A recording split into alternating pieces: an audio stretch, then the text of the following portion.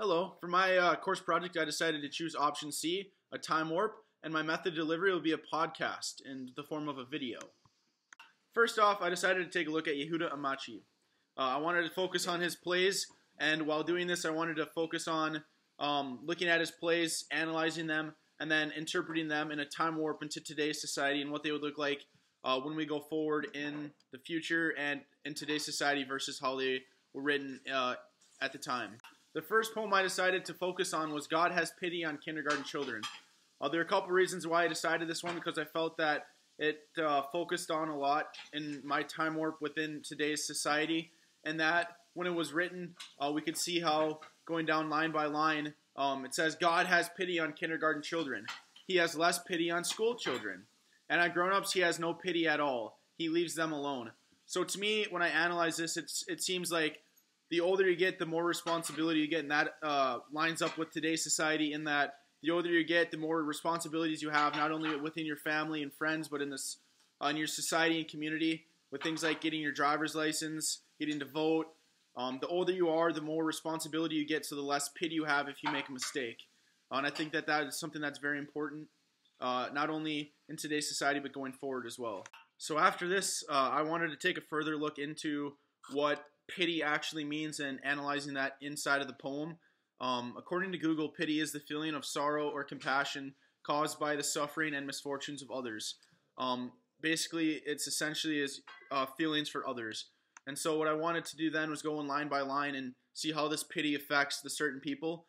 Starting off with the kindergarten children being at such a young age. Kindergarten children don't know a whole lot and don't have a whole lot of responsibility. So therefore, when they make a mistake, the pity is more so in that they're forgiven for their mistake in the hopes that they'll learn from it going forward, which is why in line 2, when it says that he has less pity on school children, it implies to me that, everyone's going to make mistakes, but it's learning from your mistakes, learning to be more responsible as you grow up, not only from kindergarten to school, but as an adult. So growing up and understanding what is right and what is wrong, and the older you get, the more responsibility you have from this pity, and knowing that you're not going to have as much as you get older because of what you've learned thus far in your life. And then in the last lines of the poem where it mentions, and sometimes they must crawl on all fours in the burning sand to reach the first aid station covered with blood. When I analyze this and look at this, to me it shows that, when a kindergarten children or school children is in trouble or is in need of help, it's right at their dispersal. They can always find help, whether it's in school, out of school. On the other hand, it's, to me, when I analyze it, it looks like when you're older, you have to go to more further extents to try and get the help because you should have already known that in the first place. So I'm using the time warp not only into the current time, but also when I look forward into the future and we place this play and analyze it going forward in the future, I think that there's only going to be more responsibility as kids get younger and younger. There's going to be more responsibility for them just because of the new technology and new things that are coming out that allow people to be held more responsible and needed to be more responsible because of technology, as well as other things that are coming out that allow people to advance their education and be more aware of the situations in order to make them more responsible. So therefore, I think that going forward in the future, kids younger and younger are going to have more responsibility and less pity, personally. One example of this is in the state of Minnesota where I live and currently am, is that when I was in kindergarten, it was only half day for kindergarten, and now they've mandated to where it's full day kindergarten going forward. I don't know what's going to happen, but the reason why I think this is like I stated, that there's so much more availability of resources for kids at younger age. You see kids with cell phones at younger ages, just things that normally you didn't see back in the day. So now it's causing them to be more responsible at a younger age and needing them to have more supervision at a younger age, like in kindergarten, so they're there the whole day versus the half day.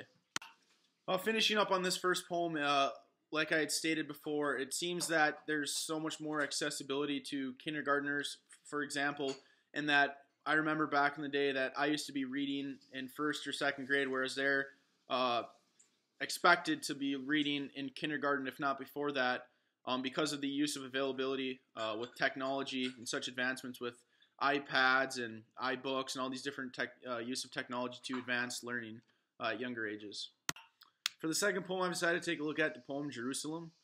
And it goes like this. On a roof in the old city, laundry hanging in the late afternoon sunlight, the white sheet of a woman who is my enemy, the towel of a man who is my enemy, to wipe off the sweat of his brow. In the sky of the old city a kite, at the other end of the string a child. I can't see because of the wall. We have put up many flags, they have put up many flags, to make us think that they're happy, to make them think that we're happy. So when I take a look at this poem and I try to relate it to my personal self, I look at the lines talking about, looking at the wall and trying to see what they're doing. They're trying to see what we're doing. And the way that I interpret this into my life is playing a sport that I love is hockey. And we're always constantly watching film, looking at the other team warming up before games, wondering what they're thinking, what's going through their head, trying to understand maybe what their game plan is so that it can help ours out. It's kind of like an invisible wall there that we don't really know what they're doing, just like in the poem that they don't really know what they're doing. They can kind of see, like, we can see them taping their sticks, let's say. We can see them getting ready and warming up, but we don't know exactly what they're thinking and what they're doing, just like they're talking about in the poem. Moving on to the next part of the poem, I wanted to talk about the walls and talk about barriers like that. Looking forward into today's society, there's a lot of advances in society to break down these barriers, but also at the same time there are a few people or mentions about putting these walls back up. An example would be a few presidential candidates feel that there should be a wall between the Mexican border and the United States border. But also at the same time, you see advances in society in that Cuba's banned, Cuba's now allowed people to go and visit it. So we see that going forward in society and in time warp like this, these walls are being taken down. People are being able to do more and more things like visiting Cuba, going and traveling internationally, people who are internationally traveling to the United States, all because of these advances in society. We're breaking down these barriers that normally weren't there, which are allowing for people to do more things that they normally couldn't do prior. Moving forward to the last lines of the poem, talking about happiness, and them saying that they put up flags to make them think that they're happy, and they're putting up flags to make them think that they're happy. To me, this translates, and I analyze it in that, to me, in today's society, people want to seem happier than they really are, and that they buy materialistic things to seem happy even though they may not be. Nice cars, nice houses, to try and appear to other people that they're happy, and maybe they might not be, but obviously some people are. So it's more of getting back to that ultimate happiness and not trying to show to other people that you're happy by doing these things, like they talked about putting up flags in the poem or buying a super nice car in today's society. For my next poem, I decided to choose I Passed a House, and it goes like this. I passed a house where I once lived. A man and a woman are still together in the whispers. Many years have passed with the silent buzz of staircase bulbs. On, off, on. The keyholes are like small delicate wounds through which all the blood has oozed out, and inside people are pale as death. I want to stand once more as in my first love, leaning on the doorpost, embracing you all night, standing. Where we left at early dusk, the house started to crumble and collapse, and since then the town, and since then the whole world. I want once more to have this longing until dark red burn marks show on the skin. I want once more to be written in the book of life, to be written anew every day, until the writing hand hurts. So as I take a step back and look at this poem and try and analyze it as a whole, to me it seems like the man wants his old life back, in the sense that he misses what he once had. It sounds like he's a lover who's scorned. It quoted, I want to stand once more as in my first love, leaning on the doorpost, embracing you all night long, standing. When I read this, it seems like he obviously wants to be back in this house where he used to live with the person that he once loved. And so to me, this shows that he wants his old life back. He's tired of what his new life is, and he wants what he used to have, and he would like to do whatever it takes to get that back. As I try to relate this in a time warp into today's society, it seems that people are always making mistakes, especially in relationships, and wanting to undo what they did and to get back what they used to have, whether it's a girl, a guy, an animal, if they lost a loved dog, or whatever it may be, is that people are wanting to redo or relive moments that they had with this person who meant so much to them. And this shows in the poem where he had quoted, like I said earlier, I want to stand once more as in my first love. People are always wanting to go back and relive those experiences with the loved ones that they had before, maybe after a mistake that they had made or a death or something that has caused them to lose the loved one that they once had. Whether we're talking about the 1800s, the 2000s, or even the 3000s going forward into the way future, there's always going to be scorned lovers. There's always going to be people who want back what they used to have. For the last poem I'll be touching on, it's titled Tourists, and it goes like this. So condolence visits is what they're here for, sitting around at the Holocaust Memorial, putting on a serious face at the Wailing Wall, laughing behind heavy curtains in hotel rooms. They get themselves photographed with the important dead at Rachel's tomb and Herzl's tomb, and up on the hill on Ammunition Hill.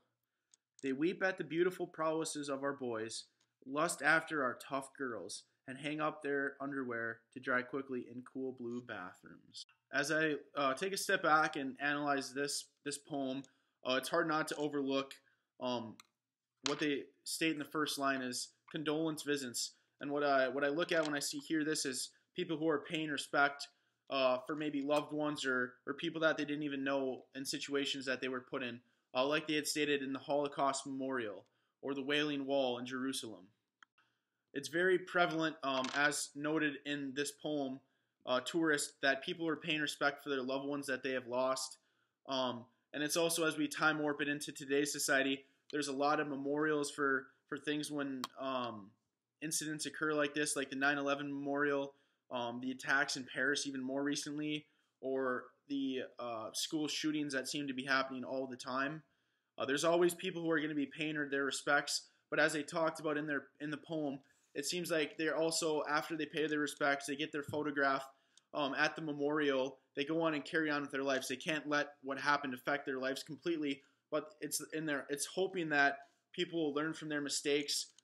They pay their respects to what happened, learn from the mistakes of maybe someone else, and go forward and make a smooth transition to make sure that something like this doesn't happen again. Another part that I thought was interesting in the poem was it talked about that they put on their serious faces when they're at the memorials, but that they're also laughing behind heavy curtains in the hotel rooms.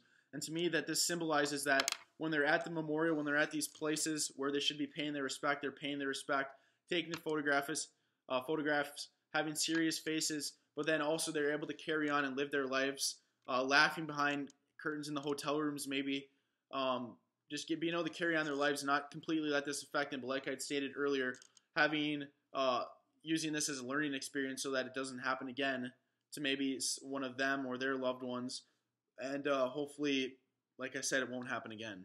Another thing that stuck out to me in this poem was the title itself and being a tourist. When we look back into the future, into the past, we think about what a tourist was. Someone that's carrying around a camera, wearing a fanny pack. They're all happy about where they're being. But now it almost seems like in today's society that a tourist has changed.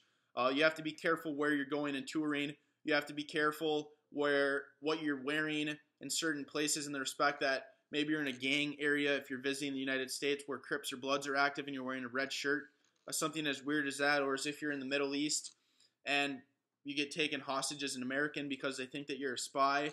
The definition of a tourist has drastically changed over the years and will continue to change as we go forward looking into the future because of just the way that the world is today and these advances in not only technology but people being more passionate about their land or their gang, and it's causing people to not want to tour certain places that are actually beautiful because of scary situations like these that we see all over the news and media.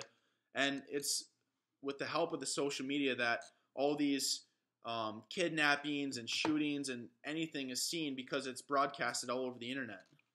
Wrapping up this poem, I wanted to just kind of touch over the main points that I wanted to analyze, and that being the pain, the respects, and condolences. Like I had stated before, that people change, and there's things that happen in people's lives that hopefully cause them to change. And maybe a tourist experience is one of those that cause you to change. Going and visiting a place makes you maybe want to change what you do with your life or where you want to live.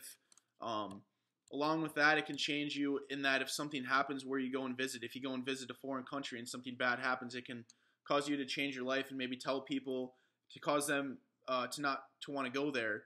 So basically, what it is learning from your mistakes, and like they had said, paying the respects for the people that they're due, but also not letting that completely affect your life and being able to go on and live a normal life with using these experiences as learning examples or situations where you use knowledge to better yourself going forward into the future.